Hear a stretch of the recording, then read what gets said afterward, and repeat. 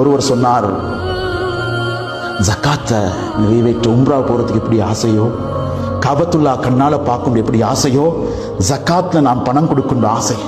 கூலி வேலை செய்யற மனிதர் 600 ரூபாய் பணத்தை எடுத்துக்கொண்டு வந்து மஸ்ஜிதுக்கு முன்னால் இருக்கக்கூடிய ஒரு கஞ்சி கடைக்காரருக்கு, இந்த கரத்தையில கஞ்சி விற்கிற சகோதரருக்கு அவர் சொல்றார், ஜக்காத்து கடமையும் இல்லை, ஜக்காத்துக்குரிய அமௌண்ட்டும் இல்லை, ஆனா இந்த கடமையை நிறைவேற்றணும் என்ற ஆசையில நான் என்ன செஞ்சேன்டா, ஜக்காத் அப்படி கொடுத்தேன் அவர கையில. அவர் சொன்னாரு, அல்லாஹ் அவங்களுக்கு கோடி கோடியாக ஜக்காத் கொடுத்தவர் அவங்கள மாத்தட்டும்.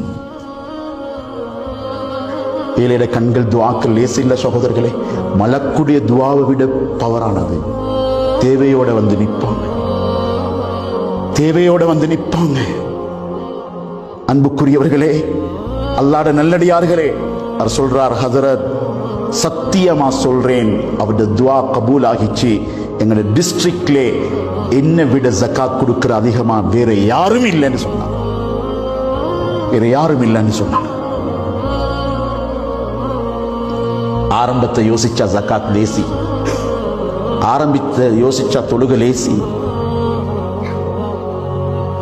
அல்லாஹ் கலட்ட முந்தி சந்தர்ப்பத்தை பாவிச்சு கொண்டா மிச்சம் புச்சிசாலித்தனமாயிடுச்சு.